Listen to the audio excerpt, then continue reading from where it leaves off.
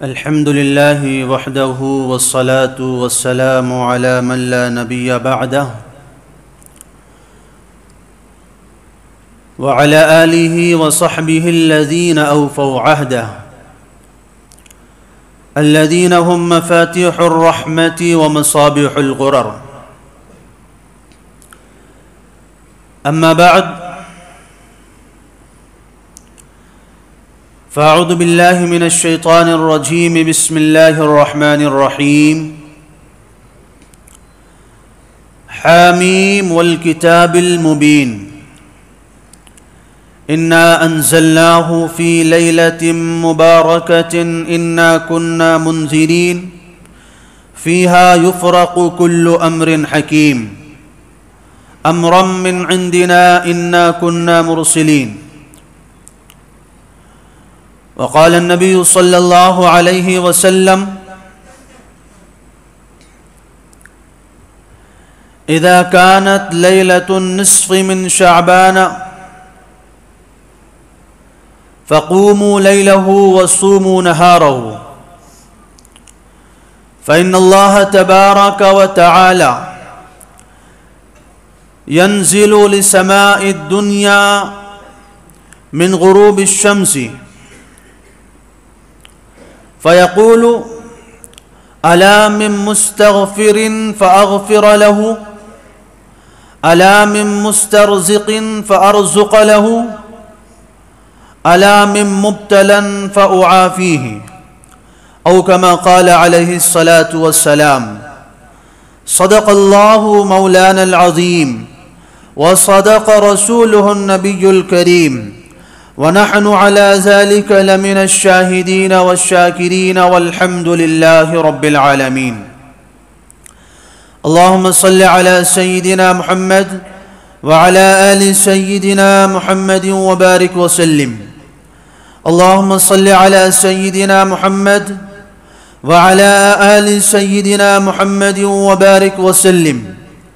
اللهم صل على سيدنا محمد وعلى آل سيدنا محمد وبارك وسلم. میرے واجب الاحترام بزرگوں، عزیز ساتھیوں اور دوستوں،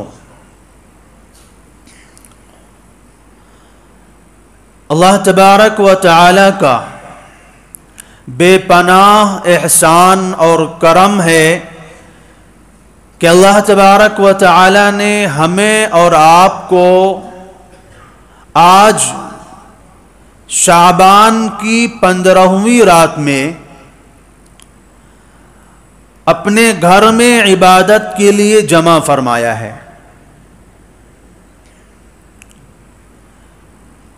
یقیناً یہ وہ گھڑیاں ہیں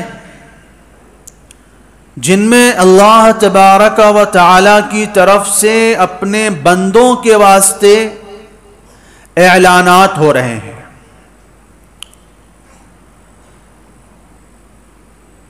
اور اس سے پہلے بھی آپ سے میں نے ایک بار بتایا تھا کہ ہم لوگ بہت تاخیر کر دیتے ہیں. اصل اس کا جو وقت ہے وہ مغرب کے وقت سے ہی شروع ہو جاتا ہے. یعنی آج کی رات کے جو فضائل ہیں، آج کی رات کی جو خوبیاں ہیں، اور اللہ تبارک و تعالی کی طرف سے امت کے اوپر جو انعامات ہیں، ان کا سلسلہ جو ہے وہ مغرب کے وقت سے ہی شروع ہو جاتا ہے. لیکن اللہ تبارک و تعالی کا بڑا احسان ہے کہ ہم سبھی کو اللہ تعالیٰ نے اتنی بڑی تعداد میں یہاں پر جمع فرمایا ہے. اللہ تعالیٰ ہم سب کے یہاں پر مل بیٹھنے کو قبول فرمائے. اللہ تعالیٰ ہم سب کو اس رات کو قیمتی بنانے کی توفیق عطا فرمائے، اور اللہ تعالیٰ اس رات کو ہماری اور ہمارے آبا اور اجداد کی، ہماری نسلوں کی، خاندان والوں کی اور پوری امت کی مغفرت کا ذریعہ بنائے. میرے دوستو، اللہ تبارک و تعالی نے ہمیں اور آپ کو جو دنیا میں پیدا فرمایا ہے، اللہ تعالیٰ فرماتے ہیں الذی خلق الموت والحیات لیبلوکم ایکم احسن عملا. اللہ تعالیٰ نے جو یہ زندگی اور موت کا جو سلسلہ بنایا ہے، اللہ تعالیٰ نے ایک جو طریقہ آدم علیہ السلام سے شروع کیا ہے کہ جو بھی دنیا میں آیا ہے اس کو جانا ہوتا ہے. نہ تو ہم اپنی مرضی سے اس دنیا میں آئے ہیں اور نہ ہی ہمیں اپنی مرضی سے اس دنیا سے جانا ہے. نہ ہم آنے میں مختار ہیں نہ جانے میں مختار ہیں. جب اللہ کی مرضی ہوئی اس نے ہمیں اس دنیا میں بھیجا. ہم کتنی بھی کوشش کر لیتے کہ ہم اس دنیا میں نہ آئیں، ہماری کوششیں نہیں کام آتی. اور جب اللہ کی مرضی ہو جائے گی کہ اب تمہیں اس دنیا سے جانا ہے تو ہم کتنی بھی تدبیریں کر لیں، کتنے بھی ڈاکٹروں کو بلا لیں، ساری دنیا کے بڑے بڑے ڈاکٹروں کی فوج اکٹھا کر لیں، لیکن اللہ تعالیٰ کیا کہتا ہے؟ فرماتے ہیں اذا جاء اجلہم لا یستأخرون ساعۃ ولا یستقدمون. جب اللہ کی طرف سے مقرر کردہ وقت آ جاتا ہے، ایک سیکنڈ کے لیے بھی نہ آگے کیا جاتا ہے نہ پیچھے کیا جاتا ہے. اللہ کا نظام ہے. لیکن ہم ان دو چیزوں میں تو اختیار نہیں رکھتے ہیں، لیکن اس کے درمیان کی جو زندگی ہے ہماری، اس زندگی کے اندر اللہ تعالیٰ نے ہمیں اختیار دیا ہوا ہے. اختیار کس بات کا ہے؟ اللہ تعالیٰ فرماتے ہیں وَهَدَيْنَاهُ النَّجْدَيْنِ إِنَّا هَدَيْنَاهُ السَّبِيلَ إِمَّا شَاكِرًا وَإِمَّا كَفُورًا. ہم نے انسان کے سامنے دو راستے کھلے رکھے ہیں، چاہے تو وہ میری شکر گزاری، اطاعت گزاری، فرما برداری والا راستہ اپنائے، اور چاہے تو ناشکری والا، کفر والا، بدعملی والا راستہ اپنائے. اللہ نے اس میں کسی کو مجبور نہیں کیا ہے. ہم مسجد میں آتے ہیں اپنی مرضی سے آتے ہیں، ہم ایمان قبول کیے ہیں اپنی مرضی سے کیے ہیں. کسی نے ڈنڈا لے کر کے، طاقت کے زور پر، تلواروں کے زور پر، بندوق کے زور پر ہمیں ایمان قبول نہیں کروایا ہے. ہم نے اپنی مرضی سے ایمان قبول کیا ہے. ہم یہاں پر جمع ہوئے ہیں، کوئی ہمیں ڈنڈا لے کر کے گھر میں دوڑانے نہیں گیا تھا، ہم اپنی مرضی سے آئے ہیں. تو یہ تو درمیان کی جو زندگی ہے، موت اور پیدائش کے درمیان کا جو وقفہ ہے، اس وقفے میں اللہ نے ہمیں اختیار دیا ہے. کس بات کا؟ کہ دو راستوں میں سے تمہیں ایک راستہ چننا ہے. بتاؤ تم کس کا ساتھ دو گے؟ ادھر ہے شیطان، ادھر خدا ہے. اللہ کا راستہ چنو گے یا شیطان کا راستہ چنو گے؟ دنیا کے اندر صرف دو ہی راستے پائے جاتے ہیں، یا تو اللہ کا راستہ ہے یا تو شیطان کا راستہ ہے. اور اللہ نے اپنا راستہ صاف صاف بتا دیا ہے کہ میرا راستہ کیا ہے. اللہ کے علاوہ کے جتنے بھی راستے ہیں وہ اللہ تک نہیں لے کے جاتے ہیں، وہ شیطان تک لے کر کے جاتے ہیں. تو بات یہ کر رہا تھا کہ اللہ تعالیٰ نے ہمیں اس درمیان کے وقفے میں اللہ نے ہمیں اختیار دیا ہے. اور ہم جو اس دنیا میں آئے ہیں، ہماری اس دنیا میں آنے کا جو مقصد ہے وہ دو ہے، بلکہ چار مقصد ہیں. خلاصے کے اعتبار سے دو ہے. پہلا مقصد ہے اللہ کو راضی کر لینا. دوسرا مقصد ہے اللہ کی ابدی سرمدی دائمی نعمت جنت کو حاصل کر لینا. یہ ہماری زندگی کے دو مقصد ہیں، دو چیزوں کو حاصل کرنا ہے. اور ہماری زندگی کے دو مقصد ہیں، دو چیزوں سے اپنے آپ کو بچا لینا. ایک اللہ کی ناراضگی سے بچا لینا اور دوسرے جہنم کے عذاب سے بچا لینا. لیکن میرے دوستو، ہم جانتے ہیں، انسان ہیں ہم. اللہ تعالیٰ نے ہمارے اور آپ کی رہنمائی کے لیے 1,24,000 کے قریب انبیاء علیہ السلام کو بھیجا. اللہ تعالیٰ نے کتابیں نازل فرمائی آسمان سے، اور تمام کتابوں کی سردار قرآن مجید کو بھی اللہ تعالیٰ نے نازل فرمایا. اللہ تعالیٰ نے لاکھوں صحابہ کو پیدا فرمایا، لاکھوں محدثین مجتہدین کو پیدا فرمایا، کروڑوں کی تعداد میں علماء کو پیدا فرمایا. کس مقصد کے لیے؟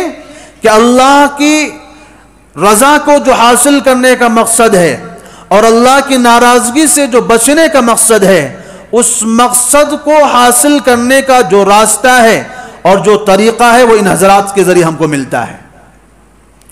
اللہ کے پیغمبر ہمیں اللہ تک پہنچنے کا راستہ بتاتے ہیں، اللہ کے نبی جو ہیں ہمیں اللہ سے ملنے کا راستہ بتاتے ہیں۔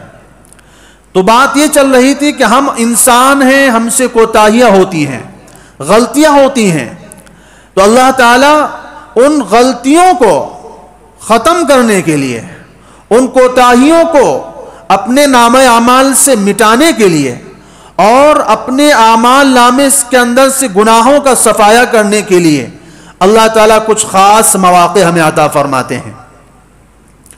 وہ مواقع کیا ہیں؟ ایک روایت میں آتا ہے کہ رسول اللہ صلی اللہ علیہ وسلم نے فرمایا، من احیا اللیالی الخمس، جس انسان نے 5 راتوں میں عبادت کر لی۔ 5 راتیں کون ہیں؟ فرمایا لیلۃ الترویہ، 8 ذی الحجہ کی رات، ولیلۃ عرفہ، اور 9 ذی الحجہ کی رات، ولیلۃ النحر، اور 10ویں ذی الحجہ کی رات۔ 3 راتیں وہ ہو گئیں، 8ویں ذی الحجہ، 9ویں ذی الحجہ، 10ویں ذی الحجہ، اور فرمایا لیلۃ عید الفطر، عید الفطر کی رات، ولیلۃ النصف من شعبان، اور شعبان کی رات۔ اگر کوئی بندہ، اور بعض روایتوں میں یہ آتا ہے لیلۃ الترویہ کی بجائے لیلۃ القدر کا ذکر آتا ہے، یعنی شب قدر۔ بہرحال یہ وہ راتیں ہیں، اور بعض روایتوں میں رجب کی پہلی رات کا بھی تذکرہ آتا ہے کہ اگر ان راتوں میں کوئی انسان اللہ کی عبادت کر لیتا ہے، اللہ کی رضا کو حاصل کر لیتا ہے، اپنے آپ کو گناہوں سے پاک و صاف کر لیتا ہے ان راتوں کے اندر عبادت کے ذریعے، تو رسول اللہ صلی اللہ علیہ وسلم فرماتے ہیں وجبت لہ الجنہ، ایسے بندے کے لیے جنت واجب ہو جاتی ہے۔ اور واجب کا مطلب ضروری ہوتا ہے، یعنی اگر ان راتوں میں آپ نے عبادت کر لی، ان راتوں میں آپ نے اللہ کو راضی کر لیا، اپنے رب کو خوش کر لیا، تو تمہارے لیے جنت واجب ہو جاتی ہے۔ تو اس روایت سے پتہ چلا کہ جس رات میں ہم آج جمع ہیں، یہ رات کتنی اہم رات ہے کہ اگر ہم نے اپنے رب کو اس رات میں راضی کر لیا، اپنے رب کو ہم نے خوش کر لیا، تو ہم جنت کے حقدار بن جائیں گے، جنت کے ہم مستحق بن جائیں گے۔ میرے دوستو، اللہ تبارک و تعالی ہر دن میں 2 مرتبہ ہمیں یہ موقع عطا فرماتا ہے کہ ہم اللہ تبارک و تعالی سے اپنی دعائیں قبول کروائیں۔ ایک موقع ہوتا ہے رات کا جو آخری پہر ہے، جس کو ہم تہجد کا وقت کہتے ہیں، اور دوسرا وقت کون سا ہوتا ہے؟ 5 نمازیں جو ہم پڑھتے ہیں، ان 5 نمازوں کے بعد کا جو وقت ہوتا ہے، یہ قبولیت کا وقت ہوتا ہے۔ فرماتے ہیں ان 5 نمازوں کے بعد اللہ تبارک و تعالی دعائیں رد نہیں فرماتا ہے۔ اب مسئلہ ہمارا یہ ہے کہ ہم نمازیں تو پڑھ لیتے ہیں، لیکن دعاؤں کا اہتمام نہیں کرتے ہیں۔ ہم رسمی دعائیں کرتے ہیں۔ رسمی دعائیں کا مطلب کیا ہے؟ امام صاحب دعا پڑھ دیتے ہیں اور ہم آمین کہہ کے نکل جاتے ہیں۔ دعاؤں کا یہ طریقہ نہیں ہے۔ دعا کا طریقہ بھی اللہ تعالیٰ نے بتایا ہے، مانگنے کا ڈھنگ بھی اللہ تعالیٰ نے بتایا ہے۔ میرے دوستو، ہم میں سے ہر کوئی اللہ کا محتاج ہے، ہر کسی کو مغفرت کی ضرورت ہے، ہر ایک کے ساتھ دنیا کی پریشانیاں لگی ہوئی ہیں۔ کوئی بیماریوں سے دوچار ہے، کوئی رزق سے پریشان ہے، کوئی صحت سے پریشان ہے، کوئی کاروبار سے پریشان ہے، کوئی کسی مسئلے کو لے کر پریشان ہے، لیکن ہماری نالائقی یہ ہے، ہماری نااہلی یہ ہے کہ اللہ تعالیٰ روزانہ اپنے مسائل کو حل کروانے کے لیے 5 ٹائم ہمیں اللہ تعالیٰ موقع عطا فرماتے ہیں، لیکن ان اوقات کو ہم کیا کرتے ہیں؟ گوا دیتے ہیں، ضائع کر دیتے ہیں، برباد کر دیتے ہیں۔ 5 اوقات اللہ تعالیٰ ہمیں اپنی دعاؤں کو قبول کرنے کے عطا فرماتے ہیں۔ البتہ دعاؤں کی قبولیت کے لیے 2 باتوں کی شرط ہے۔ پہلی شرط کیا ہے؟ پہلی شرط یہ ہے کہ آپ کا کھانا حلال ہو۔ اگر کھانا حلال نہیں ہے، روزی حلال نہیں ہے، رزق کے اندر حرام کی ملاوٹ ہے۔ میرے دوستو، ہم رمضان میں بھی دعا مانگیں گے، دعا قبول نہیں ہوگی۔ عید الفطر میں بھی دعا مانگیں گے، دعا قبول نہیں ہوگی۔ حرم میں بھی جا کر کے دعا مانگیں گے، دعا قبول نہیں ہوگی۔ کیوں؟ روایت میں آتا ہے، آقا صلی اللہ علیہ وسلم ارشاد فرماتے ہیں، اللہ تعالیٰ 2 لوگوں کی دعائیں بلکہ 3 لوگوں کی دعائیں اللہ تعالیٰ رد نہیں فرماتا۔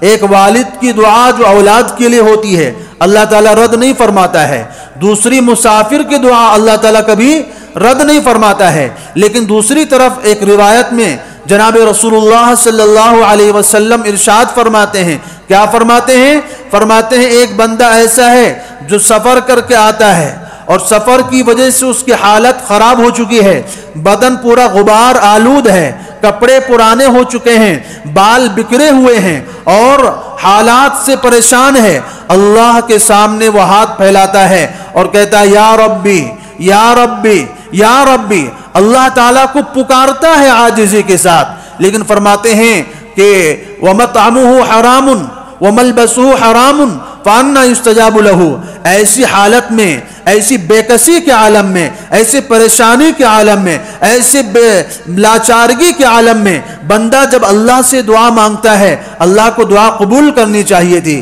لیکن فرماتے ہیں اس کا کھانا حرام، اس کا پینا حرام، اس کا لباس حرام، تو ایسے آدمی کی دعا قبول نہیں ہو سکتی ہے۔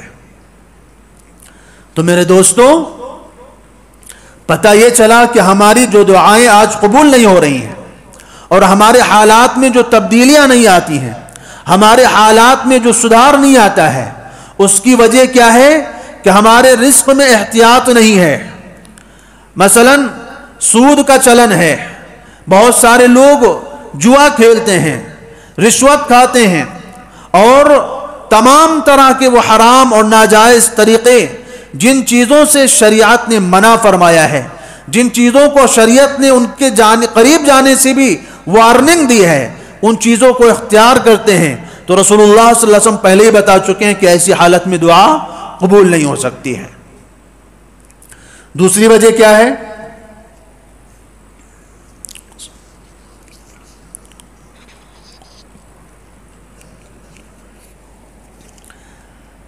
تو دعا کی قبولیت کی پہلی شرط ہے کہ کھانا حلال ہو۔ اگر کھانا حرام ہے دعا قبول نہیں ہو سکتی، بلکہ بعض روایت میں آتا ہے کہ جو بندہ حرام کا ایک لقمہ بھی اپنے پیٹ کے اندر اتار لیتا ہے 40 دن تک اس کی کوئی عبادت قبول نہیں ہوتی ہے۔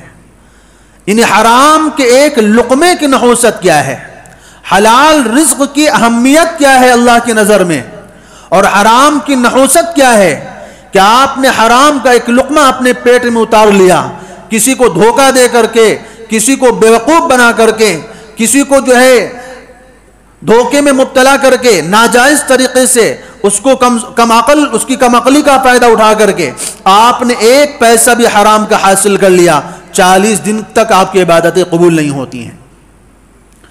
تو یہ ہے دعا کی قبولیت کی پہلی شرط۔ دعا کی قبولیت کی دوسری شرط کیا ہے کہ دعا مانگی جائے تو انتہائی توجہ کے ساتھ ہو، عاجزی ہو، انکساری ہو۔ اللہ تعالیٰ فرماتے ہیں ادعوا ربکم تضرعا وخفیہ، تم اپنے رب کو پکارا کرو عاجزی کے ساتھ، انکساری کے ساتھ، آہستہ پکارا کرو، چیخنے کی بھی ضرورت نہیں ہے۔ پتہ یہ چلا کہ ہمارے جو مسجدوں کا طریقہ ہے وہ قرآن کے بتائے ہوئے طریقے کے خلاف ہے۔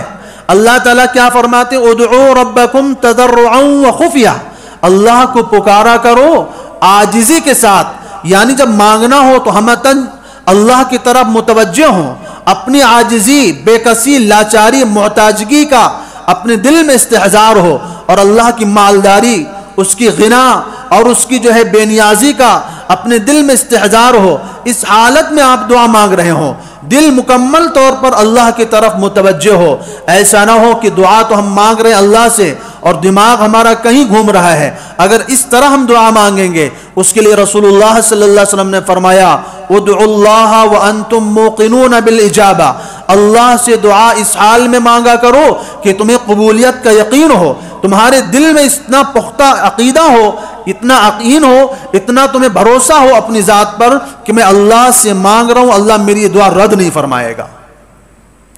موقنون بالعجابہ فإن اللہ تبارک و تعالی لا يقبل الدعاء عن قلب لاہ غافل، کیونکہ اللہ تبارک و تعالی غفلت بھرے دل سے اور لاوبالی کے ساتھ، بے توجہی کے ساتھ اللہ تعالیٰ دعائیں قبول نہیں فرماتا ہے۔ تو فرمایا ادعوا ربکم تضرعا وخفیا انہ لا يحب المعتدین ولا تفسدوا فی الارض بعد اصلاحها وادعوه خوفا وطمعا، امید بھی ہو اور ڈر بھی ہو، امید ہو اللہ کی ذات سے کہ میری دعا اللہ رد نہیں فرمائے گا، اور ڈر بھی ہونا چاہیے کہ کہیں میرا کوئی گناہ، میرا کوئی عمل، میری کوئی برائی اس بات کا سبب نہ بن جائے کہ اللہ کے دربار سے میری دعائیں رد کر دی جائے۔ تو یہ بھی چار صفات ہوں، عاجزی ہو، آہستہ سے ہو، اور خوف بھی ہو، امید بھی ہو، ان چار صفات کے ساتھ جب ہم دعا مانگیں گے اللہ تعالیٰ اس دعا کو رد نہیں فرمائیں گے، کیونکہ حدیث میں آتا ہے رسول اللہ صلی اللہ علیہ وسلم فرماتے ہیں کہ ان اللہ یستحیی، اللہ تعالیٰ کو شرم آتی ہے کس بات سے؟ ان یرد یدا سائلہ خالیہ، کہ اللہ تعالیٰ اپنے سامنے اٹھنے والے ہاتھوں کو خالی لوٹا دے، اللہ تعالیٰ کو اس بات سے شرم آتی ہے۔ لیکن یہ دعا کب قبول ہوگی؟ جب ان دو شرطوں کے ساتھ مانگی جائے گی۔ پہلے ایک شرط کیا ہے کہ حرام کی آمیزش کھانے پینے میں نہ ہو، دوسری شرط کیا ہے کہ انتہائی توجہ اور عاجزی کے ساتھ اللہ سے دعا مانگی جائے۔ تو بہرحال بات یہ چل رہی تھی کہ اللہ تعالیٰ کچھ خاص اوقات ہمیں عطا فرماتے ہیں، جن اوقات میں اگر ہم عبادت کرتے ہیں اللہ تعالیٰ ہماری مغفرت فرماتا ہے۔ ان اوقات میں سے ایک رات یہ شعبان کی 15ویں رات ہے جس میں ہم اور آپ جمع ہیں۔ رسول اللہ صلی اللہ علیہ وسلم ارشاد فرماتے ہیں کہ اذا کانت لیلۃ النصف من شعبان، جب شعبان کی 15ویں رات آئے، فقوموا لیلہا، اس کی رات میں عبادت کیا کرو۔ شعبان کے تعلق سے ایک بات کی وضاحت اور کر دینا چاہتے ہیں کہ شعبان کے تعلق سے امت میں 3 طرح کے گروہ ہیں۔ ایک گروہ وہ ہے جو سرے سے شعبان کی فضیلت کا انکار کرتا ہے، وہ کہتا ہے کہ 15 شعبان میں کوئی عبادت نہیں ہے، 15 شعبان میں عبادت کرنا فضول ہے، بیکار ہے، اس میں عبادت نہیں کرنا چاہیے۔ ایک گروہ وہ ہے۔ دوسرا گروہ وہ ہے جو 15 شعبان کو بالکل جو ہے عبادت کرنا لازم اور ضروری سمجھتا ہے، اور اس میں تمام طرح کے لوازمات کو بھی اختیار کرتا ہے کہ اس رات میں یہ بھی ہونا چاہیے، وہ بھی ہونا چاہیے۔ تو میرے دوستو، اس تعلق سے آپ کے سامنے وضاحت کر دینا چاہتا ہوں کہ شعبان کے 15 شعبان کے فضائل کے تعلق سے تقریباً 10 صحابہ کرام سے روایتیں مروی ہیں۔ 10 صحابہ کرام نے 15 شعبان کے بارے میں روایتیں بیان فرمائی ہیں، اگرچہ وہ ضعیف درجے کی ہوں، کمزور درجے کی ہوں، لیکن جس بات کو 10 صحابی نقل کر رہے ہوں اس بات میں کوئی نہ کوئی حقیقت ضرور ہوتی ہے، اس بات میں کوئی نہ کوئی وزن ضرور ہوتا ہے۔ اس لیے علماء فرماتے ہیں کہ ان 10 روایتوں کا اگر دیکھا جائے تو کم سے کم 15 شعبان کے اندر عبادت کا استحباب ثابت ہوتا ہے، یعنی ان رات میں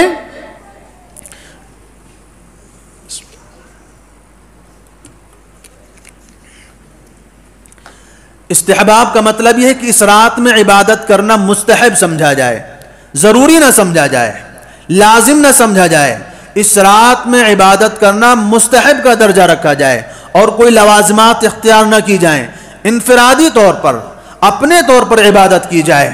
کوئی خاص نماز اس رات کے لیے نہیں ہے، کوئی خاص عبادت اس رات کے لیے نہیں ہے۔ آپ عبادت کیا کریں؟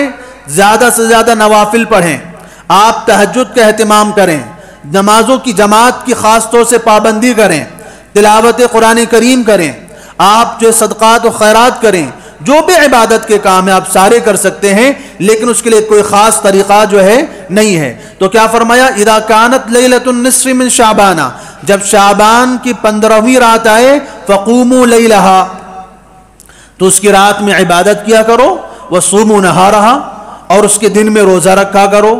اب روزے سے یہاں پر کون سا دن مراد ہے؟ بہت سے لوگوں نے آج کے دن ہی روزہ رکھا تھا، بہرحال روزہ رکھا تو اس کا اپنا ثواب ملے گا، کیونکہ شعبان میں ویسے بھی روزہ رکھنا چاہیے، لیکن حدیث میں جس روزے کی بات آتی وہ صبح کا روزہ ہے، یعنی 15ویں شعبان کا روزہ ہے۔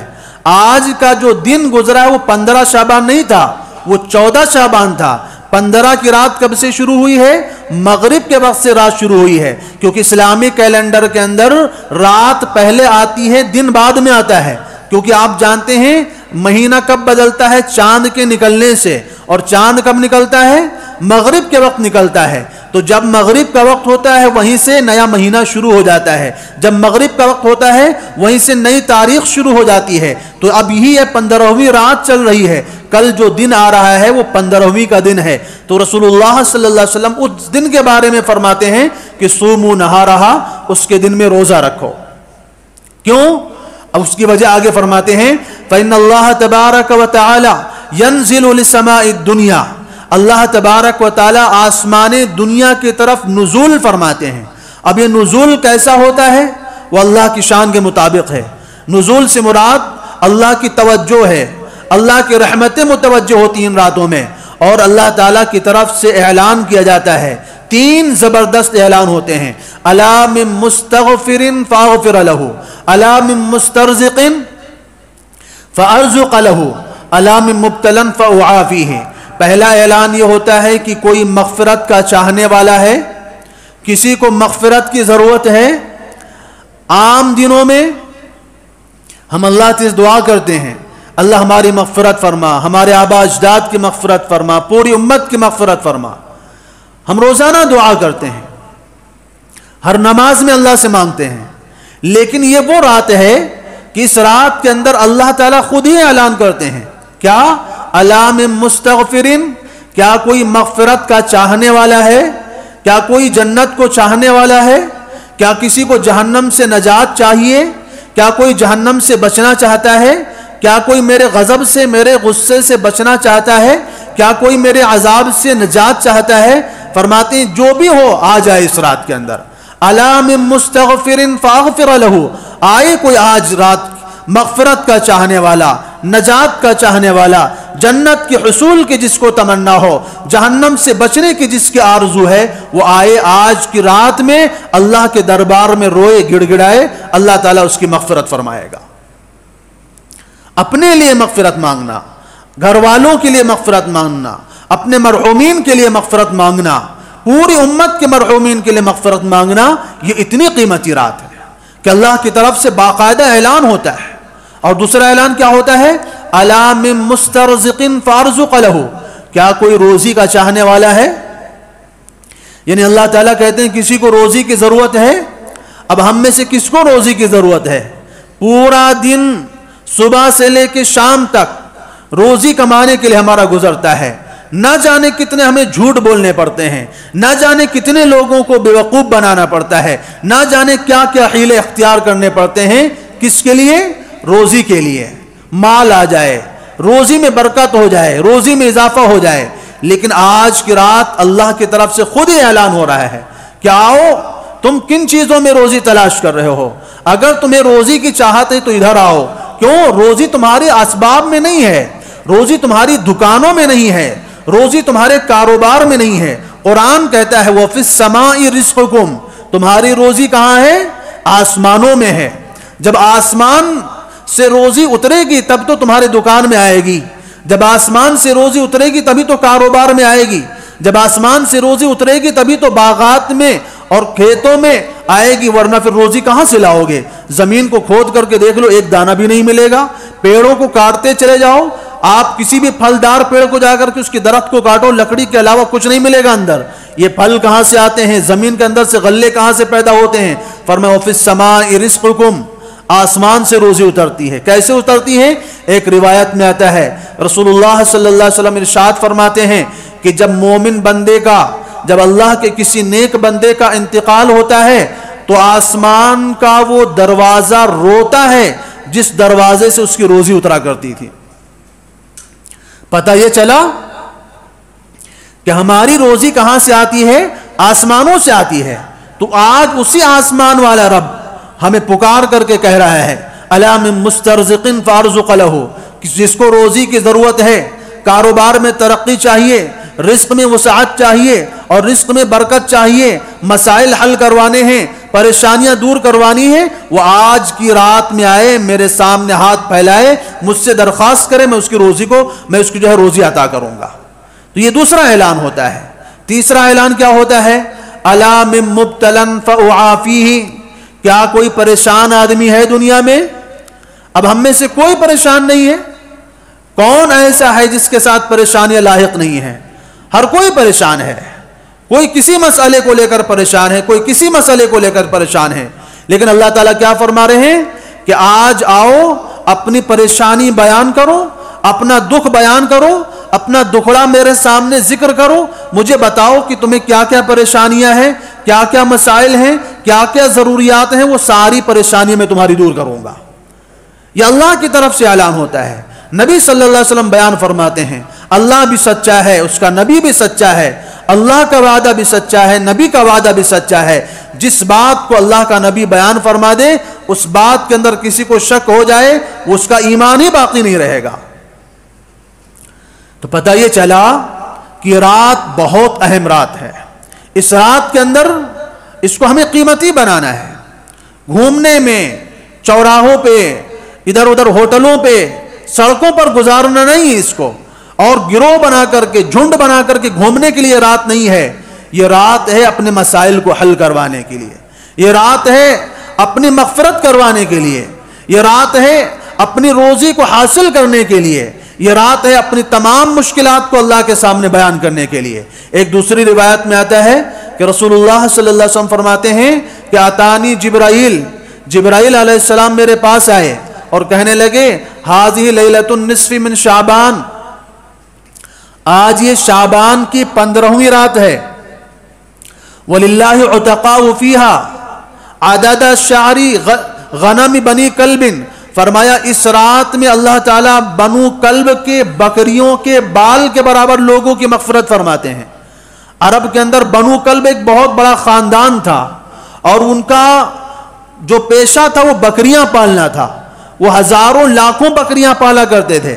اب اللہ تعالیٰ رسول اللہ صلی اللہ علیہ وسلم نے یہ نہیں فرمایا، جبرائیل علیہ السلام نے یہ نہیں بتایا کہ اللہ تعالیٰ 1,00,000 لوگوں کی مغفرت فرماتے ہیں، 1 کروڑ لوگوں کی مغفرت فرماتے ہیں، کہ 1 ارب لوگوں کی مغفرت فرماتے ہیں.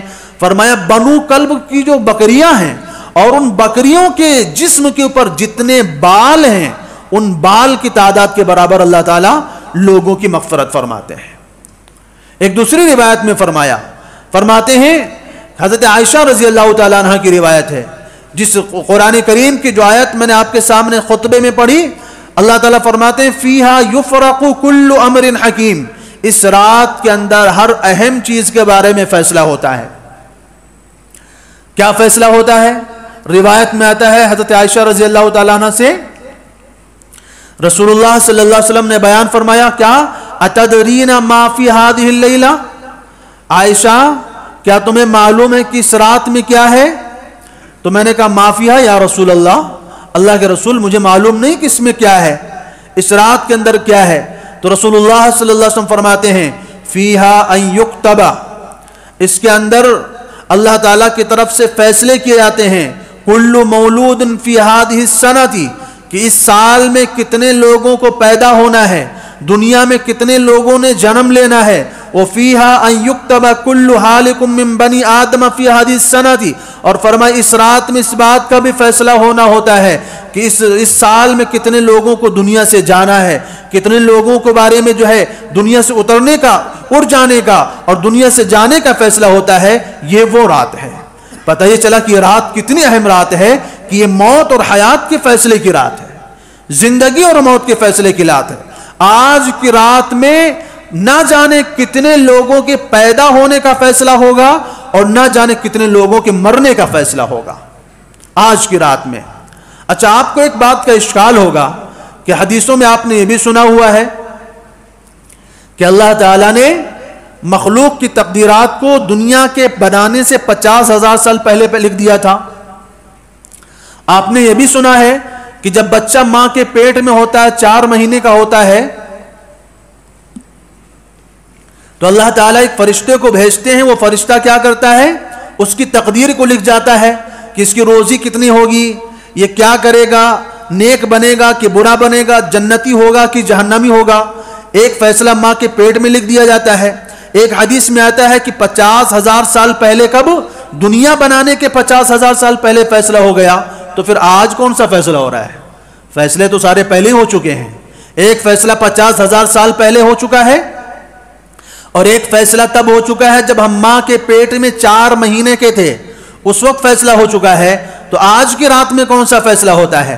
علماء نے فرمایا اللہ تعالیٰ نے جو دنیا کے پیدا کرنے سے 50,000 سال پہلے فیصلہ فرمایا تھا, وہ فیصلہ ہے جو اللہ تعالیٰ نے لوح محفوظ میں لکھ دیا تھا.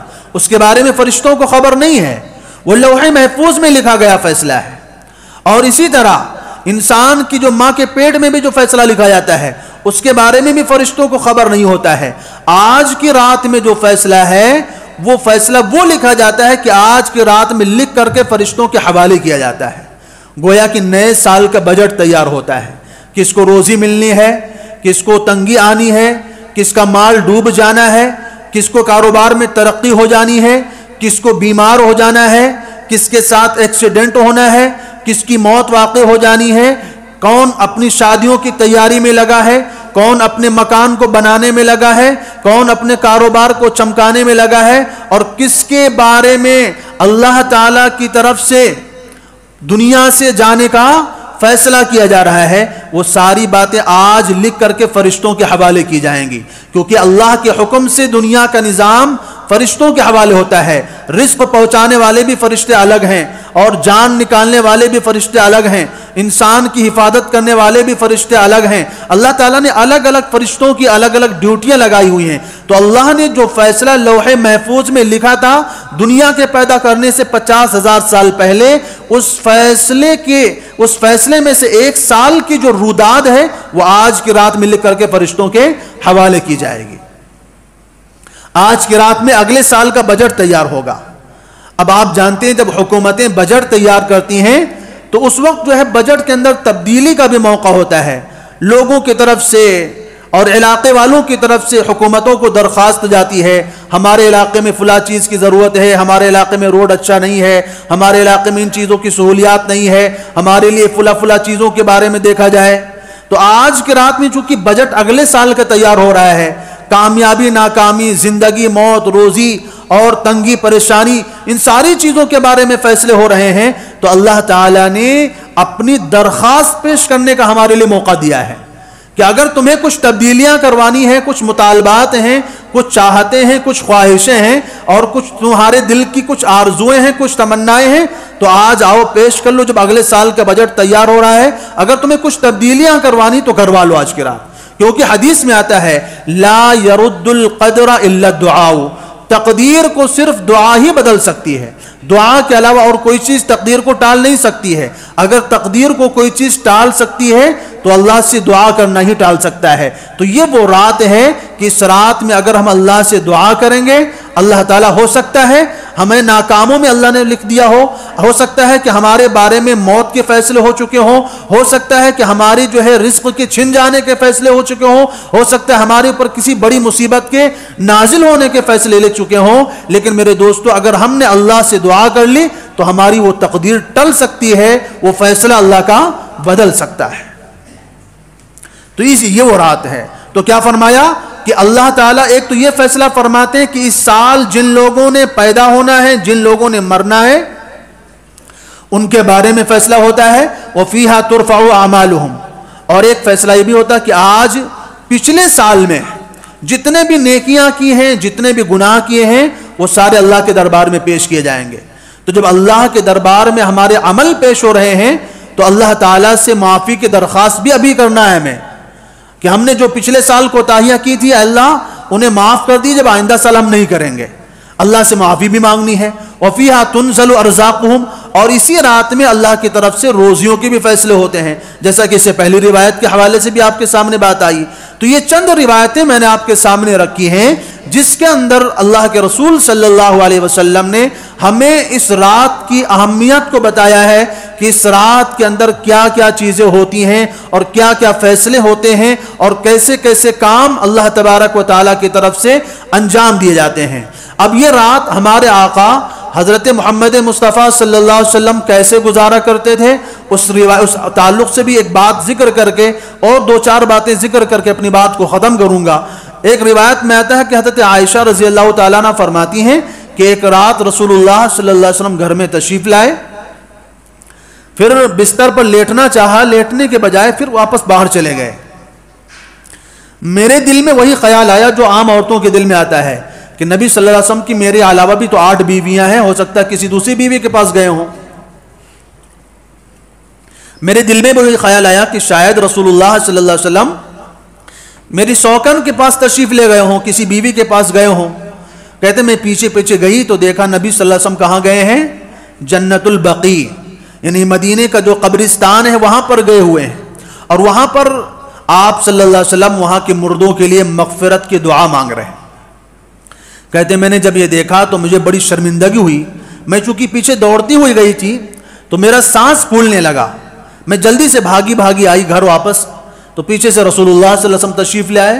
پوچھا عائشہ کیا بات ہے، تم ہانپ کیوں رہی ہو، یہ تمہاری سانسیں کیوں پھول رہی ہیں؟ تو عائشہ رضی اللہ تعالیٰ عنہ نے فرماتی ہیں کہ میں نے اپنا شک بتا دیا کہ میں نے سمجھا کہ آپ کسی بیوی کے پاس گئے ہوں گے، لیکن جب میں نے آپ کا پیچھا کیا تو پتہ یہ چلا کہ آپ تو قبرستان گئے تھے، وہاں پر مردوں کے لیے مغفرت کی دعا فرما رہے تھے۔ تو رسول اللہ صلی اللہ علیہ وسلم نے فرمایا ہاں، آج کی رات وہی ہے کہ اللہ تعالیٰ آج کی رات میں اتنے بڑی تعداد میں لوگوں کو جہنم سے نجات عطا فرماتے ہیں، جس کا ذکر پچھلی روایت میں آیا کہ بہت بڑی تعداد میں اللہ تعالیٰ لوگوں کو جہنم سے نجات عطا فرماتے ہیں۔ اس کے بعد پھر حضرت عائشہ سے فرماتے ہیں کہ اگر تم اجازت دیتی ہو تو میں اس رات کو عبادت میں گزاروں۔ تو حضرت عائشہ فرماتی ہیں کہ رسول اللہ صلی اللہ علیہ وسلم عبادت میں لگ گئے، آپ نے قیام کیا، قیام کے بعد جب سجدہ گئے تو فطال السجود حتی ظننت انہ قد قبض، اس کے بعد نبی صلی اللہ علیہ وسلم سجدے میں جب گئے ہیں تو مجھے ایسا محسوس ہوا، اتنا لمبا سجدہ کیا کہ ایسا لگنے لگا کہ شاید رسول اللہ صلی اللہ علیہ وسلم کا انتقال ہو گیا ہے، اتنا لمبا سجدہ کیا۔ تو جب میرے دل میں یہ خیال پیدا ہوا تو میں جلدی سے اٹھی، وَتَحَرَّقْتُ إِبْهَامَيْهِ، جا کر کے میں نے نبی صلی اللہ علیہ وسلم کے انگوٹھے کو پکڑ کر کے حرکت دی، پیروں کو ہلایا کہ اگر زندہ ہوں گے تو ابھی حرکت ہوں گے، فَتَحَرَّقَ، تو رسول اللہ صلی اللہ علیہ وسلم نے اپنے پیروں کو ہلایا، اس کا مطلب ہے کہ میں زندہ ہوں، آپ کو گھبرانے کی ضرورت نہیں ہے۔ تو کہتی میں نے کان لگایا تو رسول اللہ صلی اللہ علیہ وسلم سجدے میں دعا کر رہے تھے، اور وہ دعا کیا تھی؟ اللہم انی اعوذ بعفوک من غضبک وبرضاک من سخطک وبک منک، اے اللہ میں تیری معافی کے ذریعے تیرے غضب سے میں پناہ چاہتا ہوں، تیری رضا کے ذریعے میں تیرے عذاب سے پناہ چاہتا ہوں، اور اے اللہ میں تیرے ذریعے تجھ سے پناہ چاہتا ہوں، یعنی تیرا غضب، تیرا غصہ مجھ پر نازل ہو۔ یہ اس رات کے اندر رسول اللہ صلی اللہ علیہ وسلم نے دعا فرمائی ہے، جل ثناؤک، اے اللہ آپ کی ذات بڑی ہے، لا احصی ثناء علیک وانت کما اثنیت علی نفسک، اے اللہ میں آپ کی اس طرح تعریف نہیں کر سکتا جس طرح آپ تعریف کے حقدار ہیں، آپ ایسے ہی ہیں جیسا کہ آپ نے اپنی ذات کی تعریف فرمائی ہے۔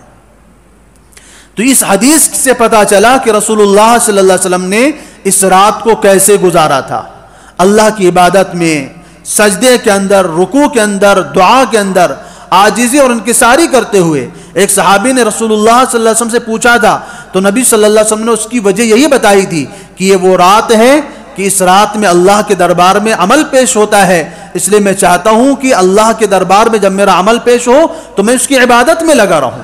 اس لیے میرے دوستوں، اللہ نے یہ رات ہمیں زندگی میں عطا فرمائی ہے، بہت قیمتی رات ہے، بڑی اہم رات ہے، اپنے گناہوں کو معاف کروانے کے لیے، آئندہ سال میں اپنے لیے خیر کے فیصلے کروانے کے لیے، اپنی زندگی اور موت کے فیصلے کروانے کے لیے بڑی اہم رات ہے۔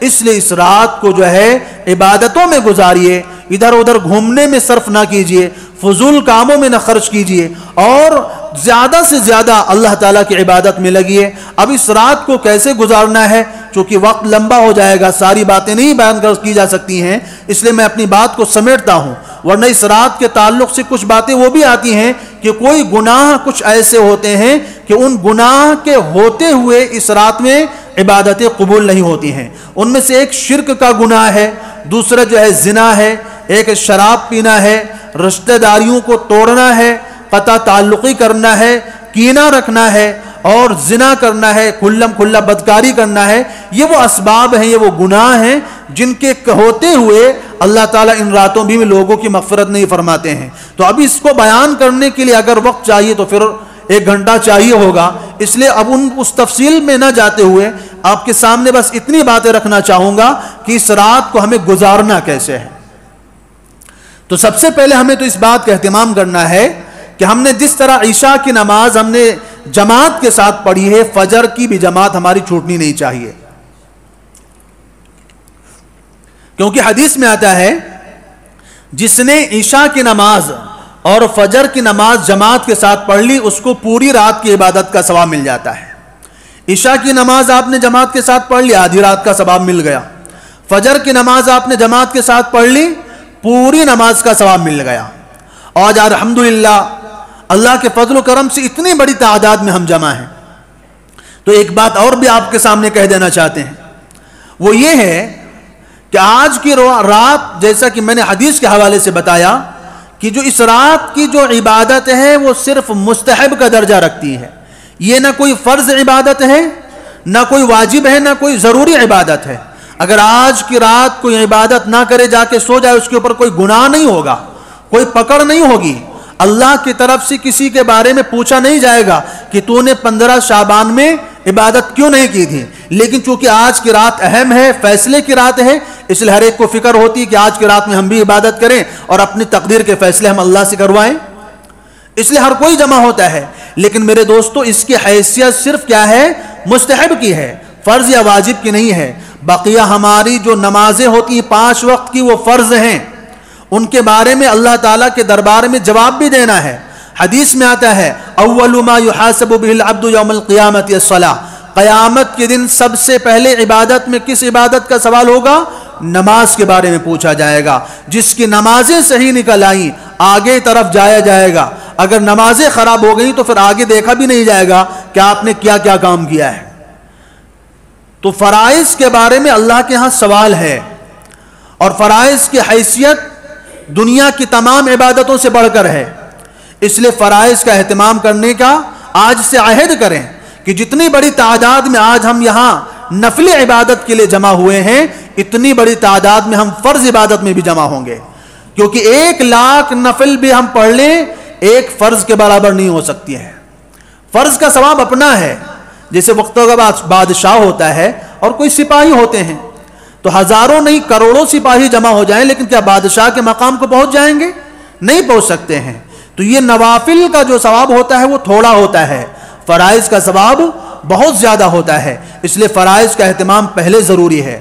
اور ہمارے استاد حضرت اقدس حضرت مفتی سعید صاحب رحمۃ اللہ علیہ پالن پوری فرمایا کرتے تھے، کہتے تھے کہ وہ ایک مثال کے ذریعے سمجھاتے تھے کہ فرائض کی حیثیت کیا ہے، سنتوں کی حیثیت کیا ہے، اور نوافل کی حیثیت کیا ہے۔ فرماتے تھے فرائض کی حیثیت جو ہے یہ ڈھانچہ تیار کرنے میں، جیسے آپ کی بلڈنگ بنی ہوئی ہے تو اس بلڈنگ کے لیے سب سے پہلے آپ نے کیا کام کیا؟ اس کا ڈھانچہ تیار کیا ہے، یعنی پلاسٹر سے پہلے کا جو کام ہوتا ہے مرحلہ، اس کو ڈھانچہ کہا جاتا ہے۔ تو فرماتے ہیں فرائض کی حیثیت کیا ہے؟ ڈھانچے کی ہے، اور سنتوں کی حیثیت پلاسٹر کرنے کی ہے۔ پہلے آپ ڈھانچہ بنائیں، اس کے اوپر سے پھر پلاسٹر چڑھائیں گے۔ اور نوافل کی مستحبات کی حیثیت کیا ہے؟ پینٹ اور کلر کرنے کی ہے۔ اب فرمایا آپ نے ڈھانچہ تو بنایا نہیں، بلڈنگ تو کھڑی نہیں ہوئی، تو کیا ہوا میں پینٹ کرنے کے لیے آ جائیں گے؟ تو ہوا میں پینٹ تو ہوتا نہیں ہے۔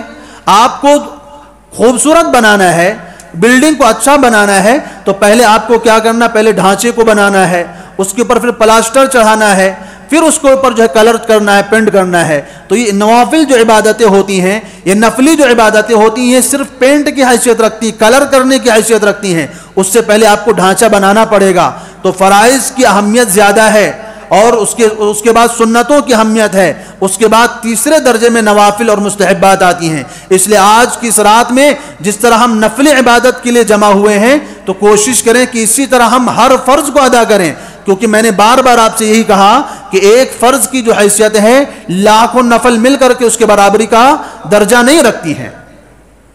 تو میں نے کہا کہ آپ جس طرح عشاء کی جماعت کے ساتھ پڑھے ہیں، ایسی ہی فجر کی نماز بھی جماعت کے ساتھ پڑھنا ہے، اور اس کے علاوہ تہجد کا بھی اہتمام کرنا ہے۔ اور تہجد کے اہتمام کے لیے آپ کو سونے کی ضرورت نہیں ہے، یعنی عام طور پر ہمارے ذہنوں میں یہ خیال بیٹھا ہوا ہے ایم جی ایس فروٹ میں کام کرنے والے جناب عبد الجبار صاحب، اچھا ایم جی ایس فروٹ میں کام کرنے والے جناب عبد الجبار صاحب عرف تجمل صاحب، برائے مہربانی آپ مسجد اعظم کے آفس میں جا کر کے فوراً متولی صاحب سے ملاقات کیجیے۔ تو جناب عبدالجبار صاحب عرف تجمل صاحب سے گزارش ہے کہ جا کر کے آفس میں متولی صاحب سے ملاقات کر لیں۔ تو بات کیا کر رہا تھا کہ تہجد کا اہتمام کریں، اور تہجد بڑی خوبصورت عبادت ہے، بڑی اہم عبادت ہے، اللہ کی نظر میں بڑی لاڈلی عبادت ہے۔ وہ وقت وہ ایسا ہوتا ہے کہ اللہ تعالیٰ اس وقت میں بھی اپنے بندوں کی دعائیں رد نہیں فرماتا ہے، اور اس وقت میں جو آپ اللہ سے مانگتے ہیں دنیا سو رہی ہوتی ہے، دنیا غفلت میں پڑی ہوتی ہے، اور جو ہے خواب خرگوش میں مست ہوتی ہے۔